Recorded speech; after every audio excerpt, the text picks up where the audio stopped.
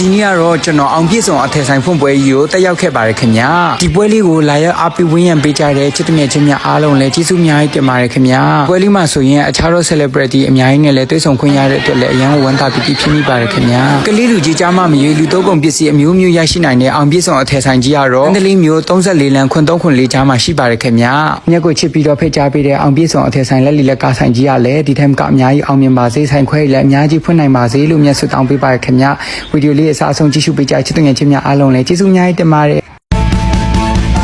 နာနာမမြဲရှိပေးပါကိုခလေးလေးလူကြီးစိုက်ပေးသူကိုကျိုးဘွားမကြီးချီဆုံးဟာကိုချင်းမွားပါသေးဆွဲပဲကိုသာနာနာမရှိအားလုံးဒီဆုံးဤစံတွေလာပါကြရှင်တဲ့ဆွမ်းနမောင်ဤကိုဆိုရဲအိုစီလေးတက်တက်လုံးချင်နေနေယုံကြည်ကြည်အမြဲတို့ကျွဲနာနာမမြဲချမဲ့ကိုနှလုံးသားကိုဆိုးမအောင်စီကိုတို့တွေ့ထားရပေါ်ချစ်သူကဲကိုဦးစီတချင်းလေးနဲ့လိုက်ကရင်စုငွေလေးရယူလိုက်ရအောင်ဒီတချင်းလေးကိုကိုကြိုက်တဲ့ပုံစံလေးနဲ့ပါဝင်ဆင်နွှဲလို့ရတယ်နော် credit အကောင့်ဆုံးစုလိုက်အများဆုံးစုတချင်းလေးနဲ့ live ဖက်ဆုံးစုအထူးစု၄စုတောင်ပါမှာဆိုတော့အခုပဲကိုဦးစီတချင်းလေးနဲ့ like ကလိုက်တော့နော်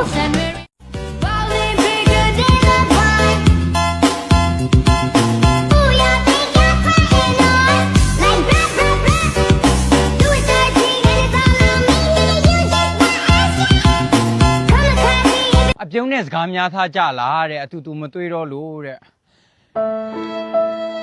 တကယ်တော့လေအပြုံးကဟမ်ရှိပါတယ်ပြုံးကအော်ငါလည်းရှိတယ်လို့ပဲပြောမလို့ပါအခုငါပြောလိုက်တော့လေရပြီမလားအေးအမှန်ကတော့ရန်လည်းမဖြစ်ထားပါဘူးဘာမှမဖြစ်ထားပါဘူးလို့ပြုံးရဲ့အသက်အရွယ်တစ်ခုကလေကိုပိုင်စီးပွားရေးလေးလုပ်တဲ့အရွယ်ရောက်ပြီလို့ကိုခံယူမိလို့အခုဈေးလေးတွေစရောင်းနေတယ်ပေါ့နော်အဲ့ဒါကြောင့်မလို့အခါတိုင်းလို့ပေါ့ကွယ်အဲ့လိုစိတ်ဒီမှာပါပြတ်တော့တာပေါ့ဒါပေမဲ့အခွင့်အခါကြုံနေဆိုလို့ရှိရင်တော့လေပါပြတ်နေဦးမှာပါလို့ပါနေဦးမှာပါလို့နော်ပါပြတ်တနာမှလည်းမဖြစ်ဘူးဟိုတချို့ထင်တော့မင်းသမီးချင်းလေးလို့ဖြစ်တော့တာမျိုးအမျိုးလည်းဘာမှမဟုတ်ဘူးသူချင်းလည်းမချင်းရဲဘူးဟုတ်ကျမဈေးမလည်းပြောပြအောင်လေဟုတ်တယ်အပြုံးအခုကအထယ်လေးလက်လီလက်ကရောင်းနေတယ်ဆိုတော့တွေ့ရင်လည်းအားပေးလိုက်ကြပါအောင်လို့နော်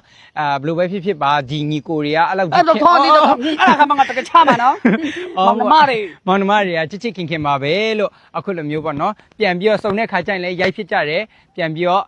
မစုံတဲ့ခါလည်းချင်းကြမယ်ပေါ့ချင်းထိုးအဲ့လိုဆိုတော့နောက်ပိုင်းနေလဲဇလန်လေးလဲလာပါအောင်မယ်လို့အခုအတူတူတွေ့ထားပြီဆိုတော့လာပါတော့မယ်ခင်ဗျာဘိုင်ဘိုင်ဟဲ့ငါနဲ့အကျွေးမြောင်းမနော်ဘိုင်ဘိုင်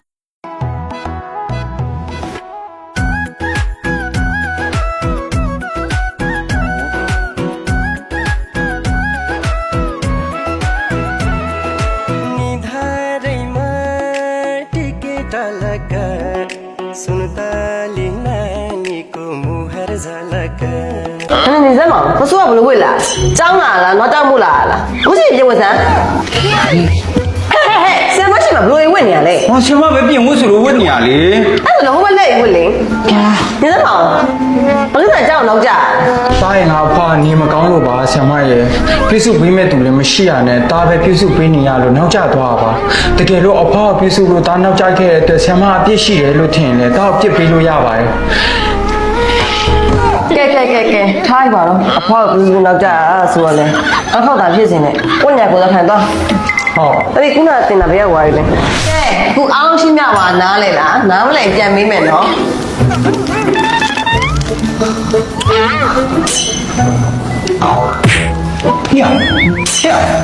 因为呢，我先把电脑来看看哩，我们是要变古样嘛吧，兄弟嘛。哎呀，现在个比了拍套青年色三了，上对，上呀。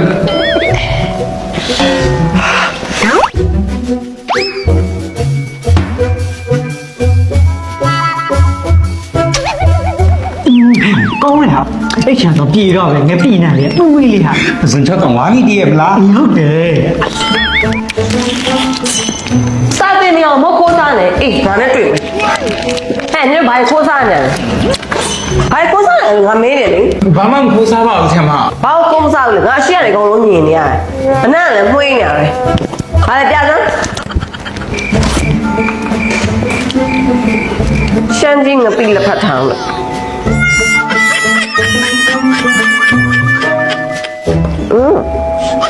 ပဲမင်းနဲ့ဆိုင်ကွက်တီပဲဟောမဟုတ်ပါဘူးမငါစားတဲ့ခိုးမစားနဲ့လို့ဒီခါရှိပြီစေရဟွန်း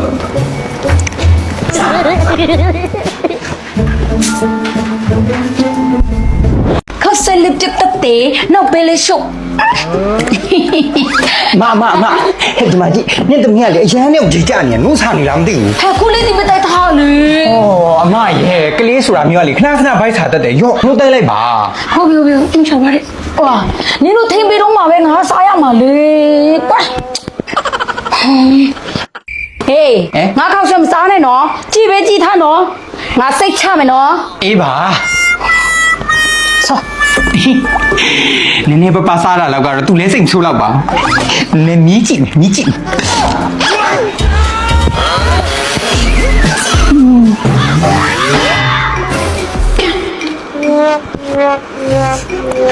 ဒါပါလေ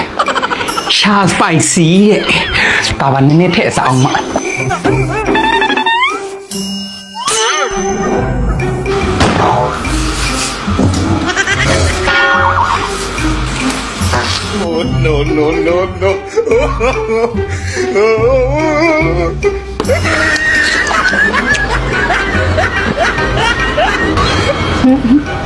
အမလီတို့ငါခောက်ဆွဲရတော့ကောင်းပါပြီ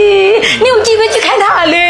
မလည်းမီးပဲမီးကြည့်တာဟုတ် နင်မြည်ကြည့်တာအားလုံးမှာကြည်ခောက်ဆွဲအားလုံးတော့မကုန်နေပြီစားတော့ကတော့လေဘယ်ကန်တော့မပေါက်နာမသိဘူး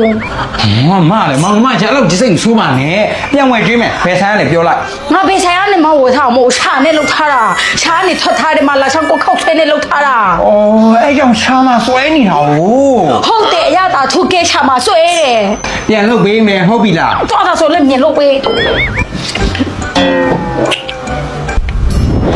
ရှာခောက်ဆွဲလေးကတော့ပြည်တွင်းဖြစ်ခောက်ဆွဲလေးဖြစ်ပြီးတော့သူ့ရဲ့အဆက်အရသာလည်းဘာကင်မီကယ်မှမပါဝင်မဲ့ငရုတ်ကြီးကိုပိုးတက်ပြီးတော့ထုတ်လုပ်ထားတာမလို့ယုံကြည်စိတ်ချဆိုစားသုံးလို့ရပါတယ်ခင်ဗျာကဲကျွန်တော်ကတော့ရင်းနှီးပွက်ဆူနေတဲ့အထဲမှာရှာခောက်ဆွဲကိုထည့်ပြုတ်လိုက်ပါမယ်ခင်ဗျာခောက်ဆွဲလေးနူးတော့အောင်လို့10မိနစ်ခန့်ထည့်ပြုတ်ပါမယ်ခင်ဗျာပြီးရင်ကိုကြိုက်နေတဲ့ရာအသားသီးရွက်များကိုထည့်ပါမယ်ခင်ဗျာသူ့ရဲ့ခောက်ဆွဲသားလေးပေါင်းပြီးတော့ထုတ်လုပ်ထားလို့လာတော့မသိဘူးအီးလေးနဲ့နူးညံ့နေတာပဲဗျာကဲဆက်ဆက်ကလေးကြိုက်တာမို့လို့ရှားနေထုတ်ထားတဲ့မာလာရှန်ကောအနစ်ထုတ်လေးကိုထည့်လိုက်ပါမယ်ခင်ဗျာပြီးတာနဲ့အရသာရီနဲ့သွားအောင်အကုန်လုံးကိုရောသမမွေပါမယ်ခင်ဗျာကဲဒီရှာခောက်ဆွဲဟာဆိုရင်ဟာလာဖြစ်တာမို့လို့လူမျိုးပါလာမျိုးလဲစားသုံးလို့ရပါသေးရဲ့နော်ကဲ10မိနစ်အချိန်ပေးရုံနဲ့ရှာရဲ့မာလာရှန်ကောရတာခောက်ဆွဲလေးရပါပြီခင်ဗျာ မြင်လို့ဘိုက်စားနေပြီ ရပါပြီအမလည်းဟောဒီမှာရှာနဲ့ကိုတေချာလေးလုပ်ထားတာ ကြည့်ရတာတော့ကောင်းမဲ့ပုံပဲမွေးနေရပဲတော့မဲ့ကူတူလိုနေတယ် မရဲ့မမီးကြည့်ပဲနဲ့အဲ့လိုချွတ်ချွတ်ပြောပါနဲ့တေချာလုပ်ထားပါတယ်ဆိုရင်မကောင်းပါတယ် စားလိုက်တာနဲ့ဟိုမှာလိုနေတယ်တခုခုကိုလိုနေတာ အမလည်းမစားကြည့်ဒီပဲမကောင်းမြင်တတ်တဲ့စိတ်ကိုလေးဖျောက်စမ်းပါ အေးအဲ့ဆိုတော့နေရင်မြည်ကြည့်လေ နီးမယ် မြည် သူရော အေးငါလိုနေတယ်ဆိုတာအဲ့တော့ပြောတာ အမေဟိုအင်္ဂလိပ်လေးအားလုံးလုပ်ပြီးဆိုတော့လေဒါပေမဲ့စကားကကြည့်ရမယ်နော် နေအောင် ဟင်းဟာလို့အမေရဲ့အင်္ဂလိပ်လေးလုပ်ပြီးဟာဘာခိုင်းလို့လဲ ငါလည်းလိုက်မလို့ ဟမ်အမေရဲ့လိုက်ပါလေလားဟိုမှာပူရကုန်တယ်လူတွေကအများကြီး မပူနဲ့ခဏဆောင် ဟမ်အမေအဲ့သမီးပန်ကားကြီးလေ ဟုတ်တယ်လေသူပြောပူတယ်ဆိုအကြသွေးဘက်ကအမေယူလာတာအားရှိရမို့လား အားရှိပါတယ်ဟို TDS ပန်ကားကြီးကလည်း4နာရီအတင်းထောင်းနဲ့9နာရီကနေ16နာရီတော့ခံပါတယ် ဒါဆိုကွက်တီပဲပေါ့လာသွားမယ် ဒါပေမဲ့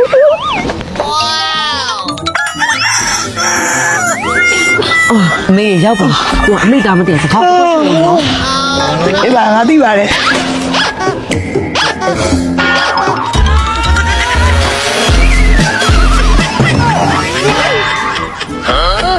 မေမိမအဲ့ကြောင့်မလို့မင်းငယ်တင်းငယ်လုံးပျောက်နေတာ哦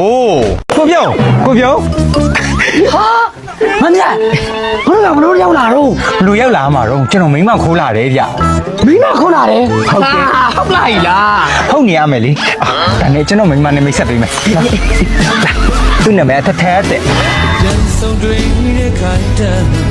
တဲ့တိတ်တွေမိထားလိုက်အဲဒီချိန်လွင်ဝေးစိတ်တွေ It's so you let me let go ကိုပြုံး ပြုံး အေး ကိုပြောရလဲဗျာဘာလဲကျွန်တော်မိန်းမမြင်းသမီးရှောင်းလာနေလို့မလားဒီတော့တော့မြေကြည့်နေရောဒီမှာကျွန်တော်အထုပ်တွေလည်းလေးလာပြီအဝဲနေလာရပြင်ပန်းနေတယ်အထဲလေးပါလဲခေါ်ပါအောင် ငါမေ့နေလို့တကယ်ကြီးမင်းကိုတွေ့တော့ဝမ်းသာတော့လာလာအေးစကြမှာလာမင်းမ ထိုင်နိုင်ငါတော့မြင်တဲ့တိုင်းပဲဟေးတိတ်ပြီးခန်းခန်းနာနာတော့မရှိလာဘူး ရပါတယ်ကွာဒါနဲ့မင်းကငါကူညီတောင်းစရာရှိသေးတယ်ဟာ အေးပြောလေ ငါနဲ့ငါမမနဲ့မြေအိမ်မှာတစ်ပတ်10ရက်လောက်တော့နေမယ်ရရမလား ရပါတယ် မင်းရပါတယ်ရလဲအားမရလိုက်တာကွာဒါနဲ့လေ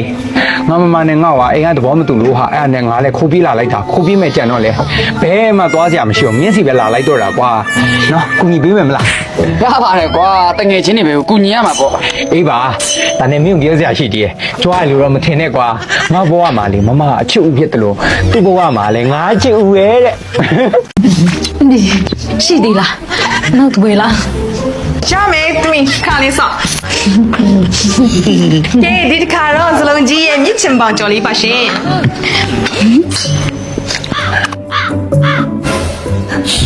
ကောင်မစားလိုက်တော့မှတပြင်းတစ်ပြင်းငါတော့သူ့ကိုအိမ်ခေါ်မိလာတာမားပြီနဲ့တူတယ်စိတ်ညစ်လိုက်တာ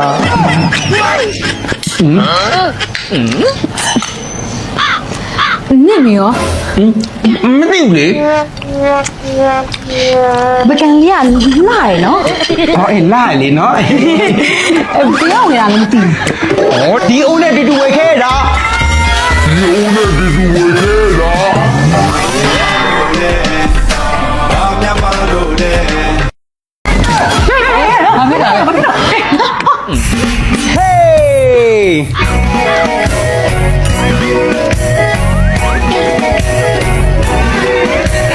စီမီရောင်စုံတာတဲ့ညာလာလာပါပါငွေကြလေးတွေမိတ်တုံညာမိတ်တုံစီမီရောင်စုံတာတဲ့ညာလာလာပါပါငွေကြလေးတွေမိတ်တုံညာမိတ်တုံအားပေးလို့တိတ်ပြော ကဲပါပါအမေရမလဲဒီတဲ့ညီတိုင်းလားအေးတူတယ်လို့ရှိတာဘာလို့သူကညီတာမှညီတာစစ်တော်ကြက်မလားဘာလဲ ခဏနေပါအောင်တော်တော်တို့ပဲပြောတော့စပွဲမကြည့်ရရင်မနေနိုင်ပါဘူးဆိုအခုဂတိပေးထားတဲ့အတိုင်းမွေးတို့စုတော်ငွေတို့ချလို့ရပါပြီခင်ဗျာအိုးခိုင်းကြိုက်လာလို့ထိုင်ဆောင်အောင်ကြားလားလည်းကြိုက်နေအိုးပြန်စိုးဘာမှမပူပါနဲ့ခင်ဗျာဟောဒီမှာဂုံရက်ထုတ်ထားတဲ့အယိုးကျော်လိမ့်စိတ်စီလေးရှိပါတယ်ခင်ဗျာဒါလေးကိုသုံးတော်မူပါခင်ဗျာနော်ကဲအဲ့တော့အခုလိုမျိုးစုံတွေ့ခွင့်ရတာကိုလည်းကျွန်တော်မျိုးဝမ်းသာပါတယ်ခင်ဗျာအခုလိုမျိုးကျွန်တော်မျိုးကပြတာကိုကြည့်ခွင့်ရတာဆိုတာဘာကြောင့်လဲသိလားသိဘူး ပထန်းဆက်ပါလို့ပေါ့ဗျာ စပွဲဆိုတာပထမဆက်ပါလို့ကြားတာဒါပထမဆက်ရှိလို့သွားတာ Hãy subscribe cho kênh Ghiền Mì Gõ Để không bỏ lỡ